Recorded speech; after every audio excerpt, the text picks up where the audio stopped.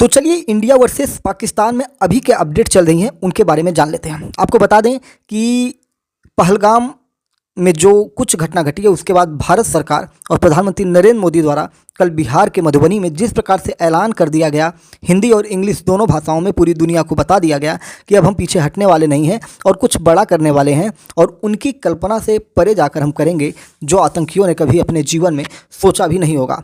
इस स्थिति को देखते हुए पाकिस्तानी सेना भी अब अपने कहीं ना कहीं बॉर्डर पर और ऐसी ऐसी जगहों पर अपनी सेना को लगा रही है जहां से वो भारत को रोक सके। उनके एयरक्राफ्ट पाकिस्तान के चारों तरफ घूम रहे हैं, बॉर्डर्स पर घूम रहे हैं और भारत सरकार ने भी अपने जो भी बड़े हथियार थे उन सब की प्रैक्टिस स्टार्ट कर दी है। आपको बता दें कि पाकिस्तान के खिलाफ भारत इस समय वायुसेना को लेकर बहुत ज़्यादा सतर्क है। आपको बता दें कि पाकिस्तान वहाँ पर अपने यहाँ वायुसेना को तो एक्टिव किया ही है, जो हमारी जल सेना है, भारत की जल सेना और पाकिस्तान की जल सेना, ये दोनों मिसाइल परीक्षण कर रहे हैं। आपको बता दें कि भारतीय वायुसेना ने एक्सरसाइज को आक्रमण के तहत एक बड़ा सैन्य अभियान शुरू कर दिया जिसमें पहाड़ी और ज़मीनी लक्ष्यों पर हवाई हमले के अभ्यास किए जा रहे हैं। युद्ध अभ्यास में जो विमान है वो सेक्टर में चल रहे हैं, मतलब सेंट्रल सेक्टर में चल रहा है। इस अभ्यास में वायुसेना के पायलट पहाड़ी और ज़मीनी ठिकानों पर हमले करके अभ्यास कर रहे हैं कि किस प्रकार से पाकिस्तानी टैंक हुए, पाकिस्तानी जो उनके बेस कैंप हुए, उन सबको कैसे उड़ाया जा सकता है।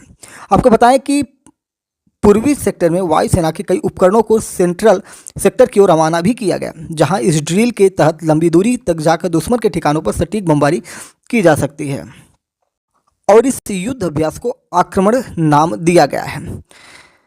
इसका उद्देश्य सीधा सीधा ये दर्शा रहा है कि अगर हमला करना है तो हमले की क्षमता को मजबूत करना है, यानी कि तलवार में धार लगाई जा रही है। वायुसेना के टॉप गन पायलट सक्रिय रूप से शामिल हैं और वरिष्ठ स्तर के अधिकारियों द्वारा इसकी निगरानी की जा रही है। पायलट्स को ग्राउंड और माउंटेन टारगेट्स पर प्रिसीशन स्ट्राइक की ट्रेनिंग दी जा रही है।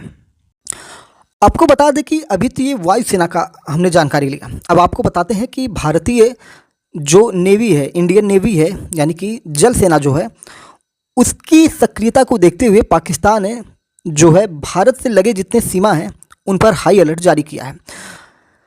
जमीन से नहीं बल्कि समंदर में भी आर्मी की सर्जिकल स्ट्राइक और एयरफोर्स की एयर स्ट्राइक के बाद अब पाकिस्तान को इस बात का डर सता रहा है कि कहीं पहलगाम के बाद पलटवार भारतीय नौसेना ही ना कर दें, क्योंकि आपको पता है कि पहलगाम हमले में नौसेना का एक अधिकारी मारा गया है जिसकी जल्दी ही शादी हुई थी, ऐसी बात मीडिया स्रोत से पता चली है। तो इंडियन नेवी जो है कहीं ना कहीं उसका बदला लेने के लिए बिल्कुल तैयार है, क्योंकि उनका एक जवान शहीद हुआ है इस वारदात में। आपको बता दें कि पाकिस्तान अरब सागर में 2 दिन के लिए वहां पे एक वार्निंग जारी किया जिसे नवेरिया कह सकते हैं। 23 अप्रैल को लाइव फायरिंग की वार्निंग भी जारी की है। यह अभ्यास 24 से 25 अप्रैल तक के लिए की जाएगी और इसलिए फ्लाई जोन वगैरह सब कुछ वहाँ पे बंद किया गया है, ऐसी रिपोर्ट्स निकल के आ रही है। इस वार्निंग में कराची और ग्वादर के पास एयरक्राफ्ट और मर्चेंट वेसल को इस अभ्यास के इलाके से दूर रहने को कहा गया है कि भाई आप लोग दूर रहिए, यहाँ पे अभ्यास चल रहा है। इस अभ्यास में सरफेस और सब सरफेस लाइव फायरिंग को पाक नेवी अंजाम दे रही है। पाक सेना की बात करें, पाक नौसेना की बात करें तो पाक नेवी का यह अभ्यास तट से 50 से 60 नॉटिकल समुद्री मील दूर अरब सागर में जारी है। पाकिस्तान की नौसेना लाइव फायरिंग के नाम पर अपने वारशिप को अपने तट के पास तैनात कर रहा है या यह बताने की कोशिश में है कि उनके वारशिप इस इलाके में तैनात हैं। इस तरह की वार्निंग अमूमन कुछ समय पहले दे दी जाती है ताकि उस इलाके में समंदर में मौजूद मर्चेंट शिप वेसल या फिर उस इलाके के ऊपर से उड़ने वाले एयरक्राफ्ट दूर हो जाएं, उसके लिए उसको संदेश दे दिया जाता है। लेकिन इस बार पाक ने तुरंत आनंद फानंद में सब कर दिया है, क्योंकि उसकी फटी पड़ी है कि भारत कहीं से भी घुस सकता है, कहीं भी घुस सकता है। इसलिए वो चारों तरफ से अपनी कहते हैं ना, जब किसी की चड्डी फट जाती है, पैंट फट जाता है तो हाथ से चारों तरफ से कहीं कहीं से छिपाने की कोशिश करता है। तो पाकिस्तान की वही हालत है कि उसकी चड्डी फटी हुई है और वो हर छेद को कहीं ना कहीं छिपाने की कोशिश कर रहा है और उसको पता नहीं है कि जब थोड़ा सा हवा बहेगा तो सब कुछ उड़ जाएगा। वो सूचना पहले से दिया नहीं और इलाके में समंदर में मौजूद मर्चेंट शिप वेसल कोई वहाँ से जा नहीं पाया था और जो एयरक्राफ्ट थे वो उड़ रहे थे। लेकिन इस बार पाक ने जो ये कारनामा किया है उसके डर को दिखाया रहा है कि भाई साहब डरा हुआ तो है, पूरा एकदम फटी पड़ी है इसकी। वो अपने डिफेंस के लिए तैयार है। इस अभ्यास में वह सरफेस और सब सरफेस लाइव फायरिंग कर रहा है। नौसेना के पूर्व अधिकारी कमांडर रंजीत राय का मानना है कि पाकिस्तान को इस बात का डर है कि कहीं भारतीय नौसेना के वारशिप या सबमरीन उस इलाके में ना आ जाए। आपको पता है कि अगर एक बार पहुंच गई सेना तो वो फिर पीछे नहीं हटने वाली, वो सारी प्रॉपर्टी लेके रहेगी। अभी वो ये दिखाने की कोशिश कर रहा है कि उसके पास भी इस तरह के मिसाइल और एंटी सबमरीन वारफेयर के इंतजाम है। आपको बता दें कि 1971 के युद्ध में कराची के नेवल बेस पर एक के बाद कई मिसाइल दागकर पूरे बेस को ही तहस नहस किया गया था। 4 दिसंबर 1971 को जब भारतीय नौसेना ने ऑफेंसिव ऑपरेशन लॉन्च किया, जिसको नाम दिया गया ऑपरेशन ट्राइडेंट।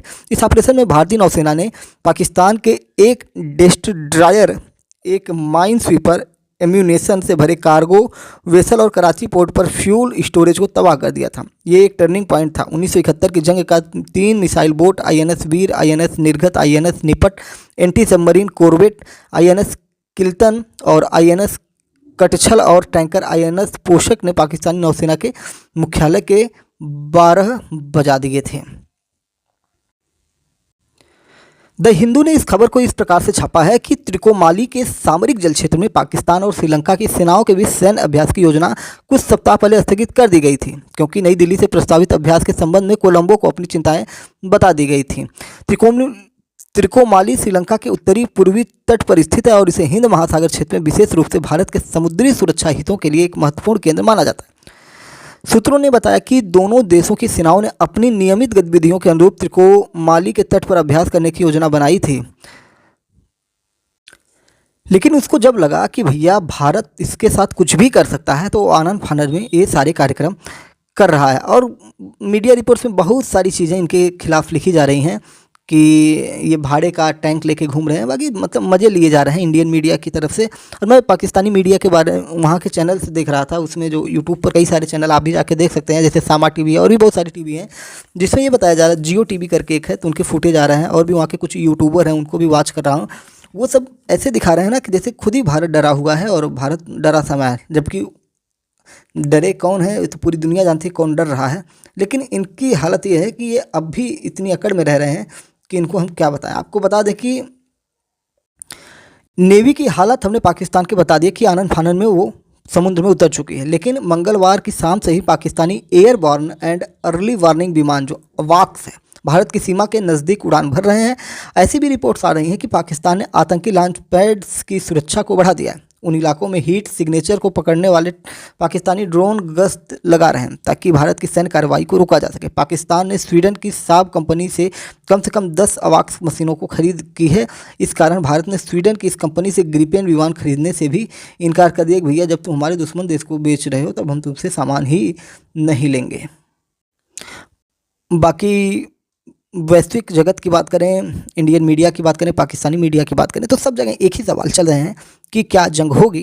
वैसे मेरा मानना है कि जंग तो होगी और POK जैसे इलाकों पर भारत कब्जा करेगा, क्योंकि पाकिस्तान ने शिमला समझौता को रद्द करने की बात कही और शिमला समझौता जैसे ही रद्द होगा कारगिल के जो रूल्स हैं वो सारे सब समाप्त हो जाएंगे। फिर उसके बाद तो ताबड़तोड़ हमले होंगे और भारत सरकार इस बार किसी भी कीमत पर छोड़ने वाली नहीं है और ऐसा मौका उसको नहीं मिलेगा, क्योंकि अमेरिका भी डोनाल्ड ट्रंप है, चाइना इस समय दबा हुआ है, फिर उसके बाद वैश्विक स्तर पर भारत की मजबूती है और एक तरह से मजबूत सरकार है, तीसरी बार की सरकार है और जनता भारत सरकार के साथ खड़ी हुई है और जनता चाहती है कि इसका बदला लिया जाए और बदला ऐसा हो कि ये हमेशा के लिए याद रखें। तो उसके लिए POK को यानी कि पूरा कश्मीर ही भारत में मिला लिया जाए। जय नमस्कार। सारी अपडेट्स आपको लगातार मिलती रहेगी, चैनल पर बने रहिए, चैनल को सब्सक्राइब कर लीजिए, जुड़ जाइए। इंडिया वर्सेस पाकिस्तान का ये जो पूरा कार्यक्रम चल रहा है जिसमें पाकिस्तान को लताड़ देनी है, उसके सारे अपडेट्स आपको MPS हिंदी पर मिलने वाले हैं लगातार 24 घंटे। जय नमस्कार, भारत माता की जय।